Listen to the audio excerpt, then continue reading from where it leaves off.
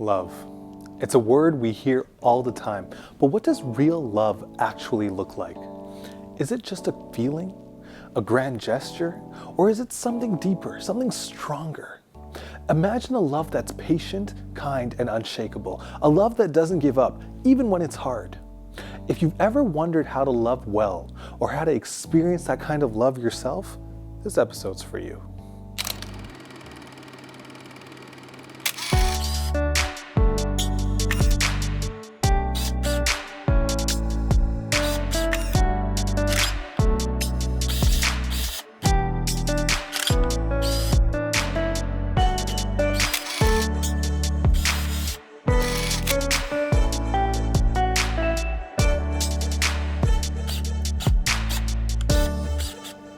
What does real love look like? It's a question we've all asked at some point, whether consciously or not. Love is a word we use often, sometimes casually, sometimes deeply. But do we really understand what it means? For some, love is tied to grand gestures like sweeping proposals or heartfelt declarations. For others, it's seen in small acts of kindness that happen every day. But here's the truth. Love is far more than a fleeting emotion or a romantic ideal. Real love is active, intentional, and transformative. Have you ever experienced a moment when you questioned if love was enough? Maybe it was during an argument with someone close to you, when frustration outweighed affection.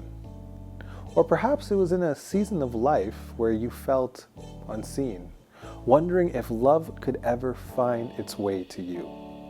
Love in its most authentic form isn't just about how we feel, it's about what we do. But here's where it gets tricky.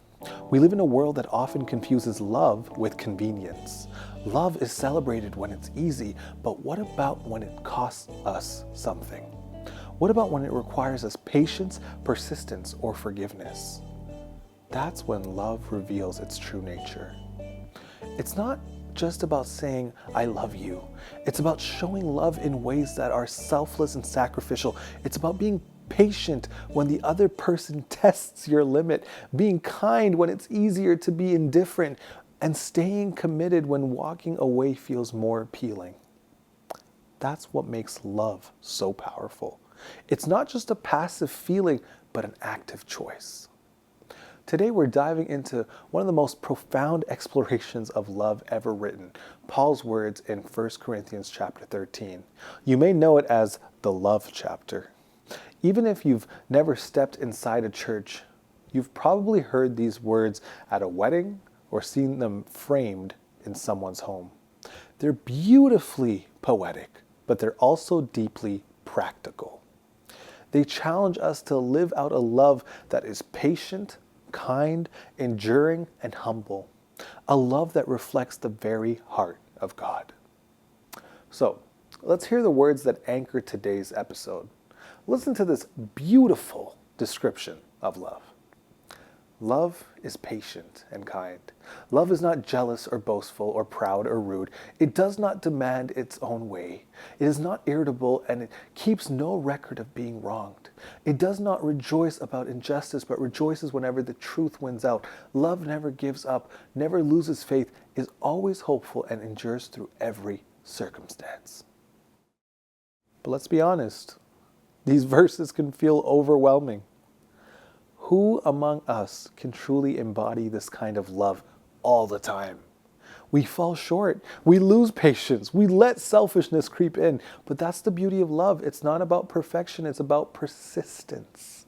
It's about striving toward a higher standard, not by our own strength, but through the power of God's love working in us.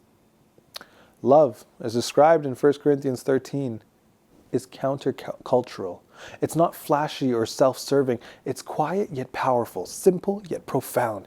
It's the kind of love that breaks down walls, mends broken hearts, and transforms lives. It's the love that we all long to receive and are called to give.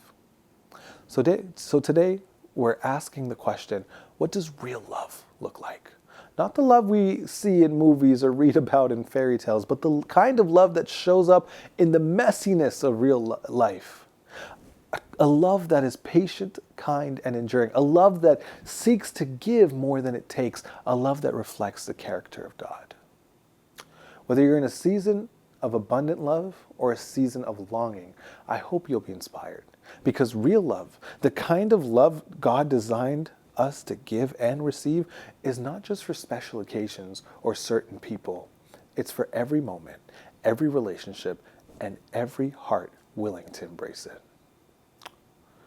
Patience is one of the most undervalued virtues in today's fast-paced world. Everything around us screams for immediacy, instant gratification, overnight success, and snap judgments. But real love, as we're exploring today, doesn't rush. It doesn't demand its own timeline. Instead, love waits gracefully and walks patiently alongside others, even when the journey is long or inconvenient. Patience in love is a choice to pause before reacting, to see beyond the momentary frustrations, and to trust that growth takes time. It's not about passivity, it's about perseverance. As M. Scott Peck puts it, love is the will to extend oneself for the purpose of nurturing one's own or another's spiritual growth. True love doesn't hurry in the process. It doesn't hurry the process, it nurtures growth one step at a time. Think about the relationships in your life. How often do we lose patience with the people closest to us? Maybe it's a spouse who doesn't load the dishwasher the right way, or a coworker who's slow to grasp a concept, or a child who struggles with the same lesson over and over again. It's easy to get frustrated, isn't it? But impatience doesn't fix the problem. It builds walls instead of bridges. And real love isn't about building walls, it's about building connection. Patience also involves giving others the grace to grow at their own pace. We all have areas where we're still learning, where we're not yet the person we want to be. Imagine how our relationships would change if we treated others the way we want to be treated in our weakest moments, with understanding, with compassion, with grace. In Victor Hugo's Les Misérables, there's a powerful moment where the protagonist, Jean Valjean, encounters a bishop who changes his life forever. Valjean is a hardened man, bitter and distrustful after years in prison. When he steals silver from the bishop, he's caught and brought back to face him. But instead of condemning him, the bishop offers him even more silver. The bishop's patient love, his refusal to judge Valjean based on his past, becomes the turning point in his life. He goes on to live a life of integrity, compassion, and selflessness. That story reminds us of the transformative power of patient love. It's not just about enduring, it's about believing in someone's potential, even when they can't see it themselves. In practical terms, patience in love means choosing empathy over irritation. When someone hurts us or disappoints us, the easy reaction is to lash out or withdraw. But patience challenges us to take a breath, to seek understanding instead of assigning blame. It's about asking what's going on beneath the surface, instead of jumping to conclusions. C.S. Lewis once said, "Love is not an affectionate feeling, but a steady wish for the loved person's ultimate good as far as it can be obtained."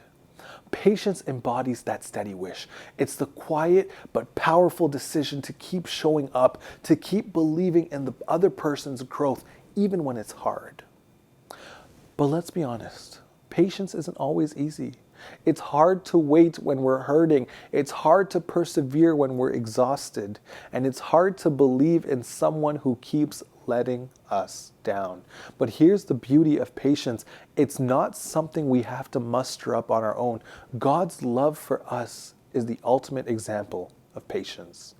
As 2 Peter chapter 3 verse 9 reminds us, the Lord isn't slow about keeping his promises, as some understand slowness. Instead, he is patient with you, not wanting anyone to perish, but everyone to come to repentance.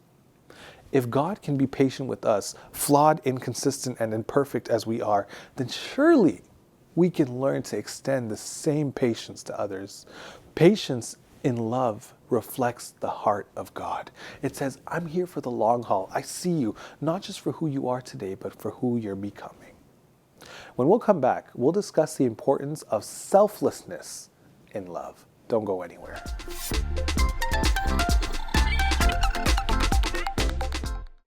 Hello, good to see you today here at the Lenses of Love set.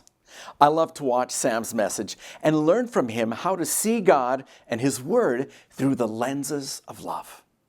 Perhaps you would like to learn more about other questions of life. For example, why am I here? Is there a God? Why is there so much evil and suffering? And why are there so many different religions, and which one is true? Is the Bible fact or fiction? Who is Jesus of Nazareth? Was he truly God as Christians say he is? Why did Jesus come to earth to die? And how does his death offer us salvation? What happens when I die? Is there really a heaven or a hell? These questions and others we answer on our online Bible study platform at hopestudy.ca. There, you will find answers to these and other crucial life questions. We would love to hear from you. Please email us at hopestudy@hopetv.ca. And remember, there is hope and answers to life's biggest questions in the Word of God.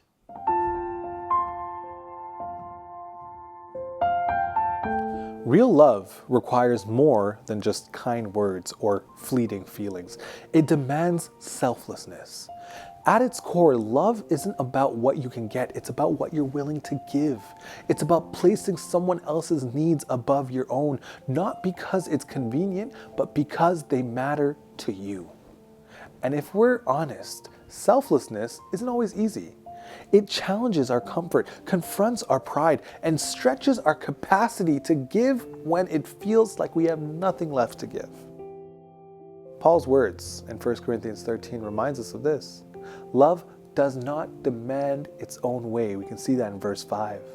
In a world that constantly tells us to put ourselves first, this kind of love feels radical. It goes against our instinct to protect, to preserve, to prioritize ourselves. Yet, it's precisely this kind of love that transforms relationships, heals wounds, and reflects the heart of God. Let me tell you a quick story of a couple. Chris and Emily were newlyweds, filled with the excitement and dreams of a shared future. But just a few months into their marriage, everything changed.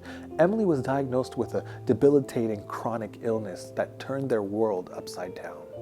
What they thought would be a season of joy and adventure became one of uncertainty, exhaustion, and adjustment. For Chris, it wasn't just about coping with Emily's diagnosis. It was about choosing how he would respond. He could have easily focused on the life they were losing, the carefree days, the trips they planned, the ease of early marriage. Instead, Chris chose love. Not the surface level kind of that thrives when life is smooth, but the kind that perseveres when it's messy and hard. Day after day, Chris showed up for Emily in ways big and small. He spent hours researching her condition, learning how to cook meals she could eat, and attending every doctor's appointment. When Emily felt invisible to the world, Chris reminded her that she was seen, valued, and loved. And let's be clear, this wasn't easy. There were moments when Chris felt the weight of it all. Moments when he sat in his car after work and cried because it was just so hard. Yet even in those moments, he made the choice to keep loving, to keep giving, and to keep showing up. One evening, after a particularly rough day, Emily looked at Chris with tears in her eyes and said, "I don't know how I'd get through this without you. You make me feel seen, even when I feel invisible to the rest of the world." That moment was a turning point for Chris. It reminded him that love isn't about grand gestures. It's about the quiet, consistent acts of selflessness that say, "You matter, I'm here." Listen, love isn't always convenient, and it's rarely comfortable. It asks us to give even when we feel like we've given enough.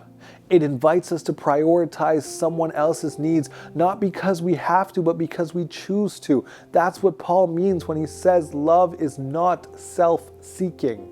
But here's the beautiful thing about selfless love. It doesn't just impact the person you're loving, it changes you too. It reshapes your heart, it widens your perspective, and it deepens your capacity to care. When we love selflessly, we step into the very heart of God's design for relationships. We become mirrors of His love, which never asks, "What's in it for me?" but instead asks, "What can I give?" Where is love calling you to be selfless? Maybe it's in a relationship that feels one-sided right now, where you're tempted to keep score of who's giving more. Maybe it's in a friendship where you're being asked to forgive even though it's hard. Or maybe it's in the way you serve your family or your community or even a stranger who needs help. When I think about Chris and Emily's journey, the words of C.S. Lewis comes back to me. Love is not affectionate feeling, but a steady wish for the loved person's ultimate good as far as it can be obtained. That's what Chris lived out. He didn't just feel love for Emily, he chose it. Every day he made decisions that prioritized her ultimate good, even when it came at a cost to himself. And isn't that what Jesus calls us to do? To love not just when it's easy, but when it's hard. To not just when it benefits us, but when it costs us something. Because in those moments of selfless sacrifice, we reflect the love of the one who gave everything for us. Where is love calling you to sacrifice? Who in your life needs to feel seen, valued, and cared for? And how can you take a step today, no matter how small or big, towards loving them selflessly? Because when we choose to love this way, we're not just changing someone else's life. We're living out the kind of love that changes the world. Let's take a quick break, and when we come back, we'll highlight how endurance plays a huge role in how we can really love others.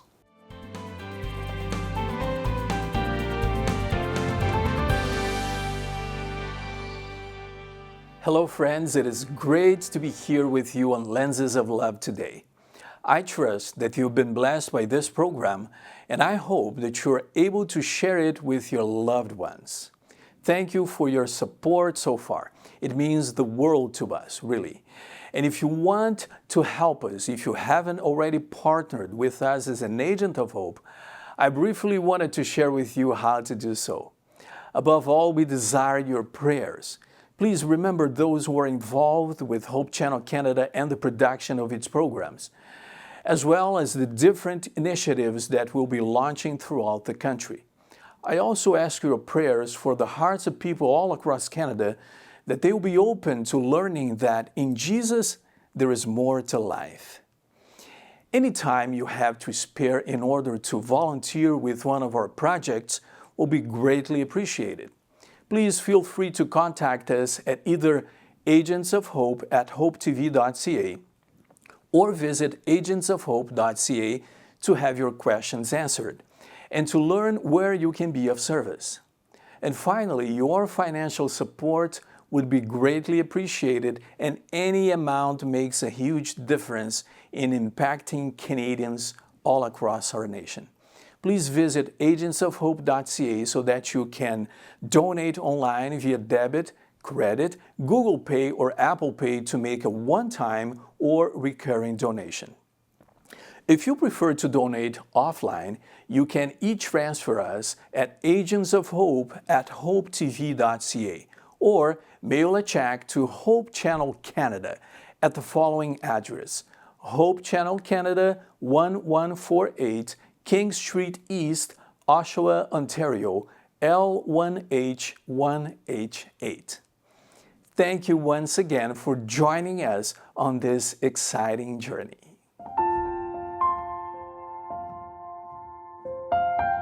Endurance might not sound like the most glamorous aspect of love, but it's one of the most powerful.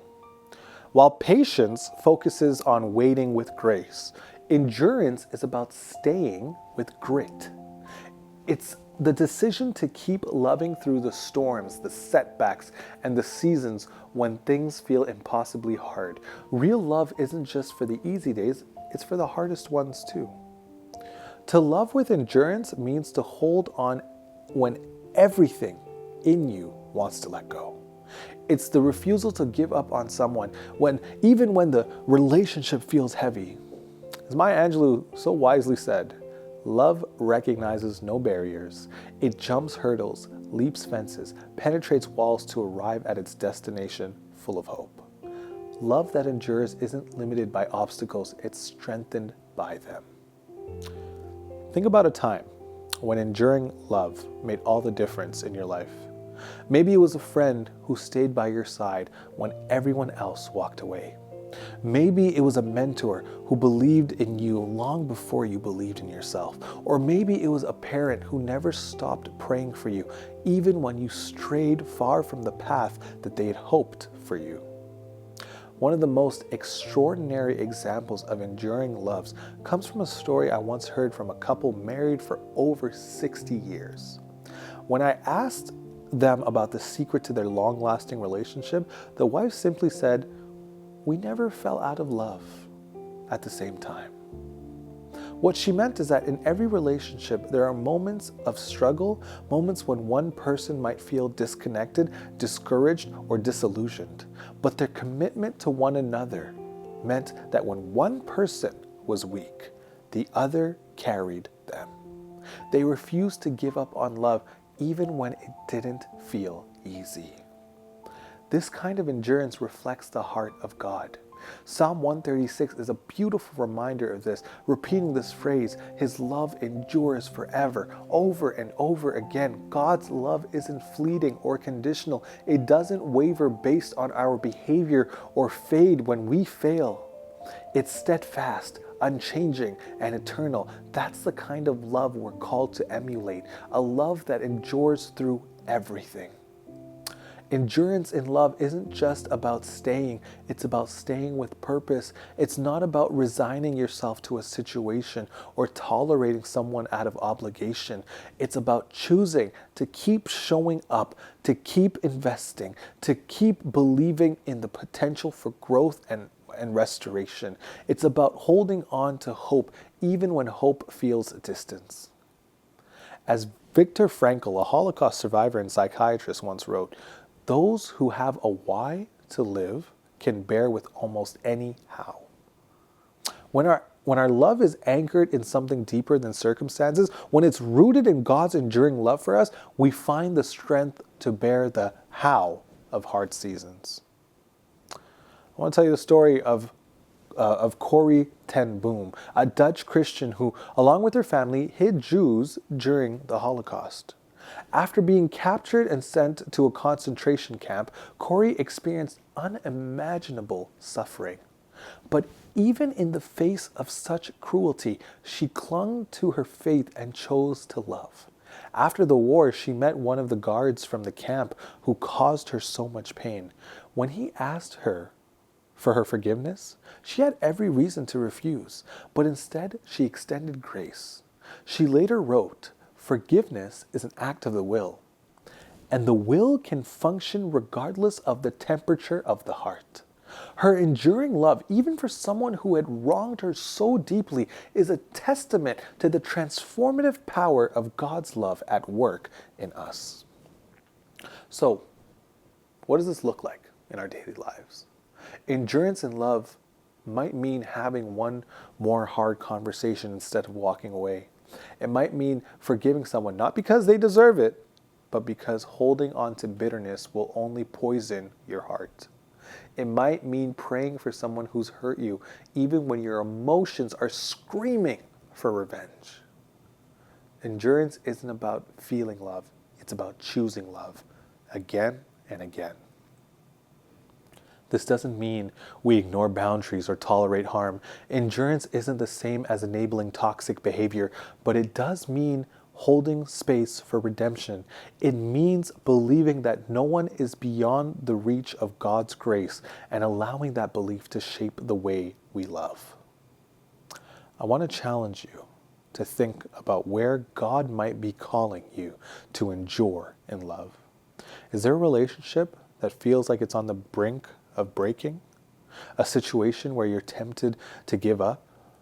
What would it look like to dig deep, to rely on God's strength, and to keep showing up with love? Remember, love that endures isn't about being perfect or pretending everything is fine. It's about being present. It's about trusting that even in the mess, even in the pain, God is at work. And when we choose to endure in love, we're not just reflecting his heart, we're participating in his redemptive story.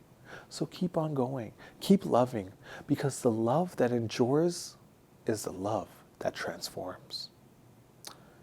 As we wrap up, let's take a moment to reflect on the kind of love we explored today.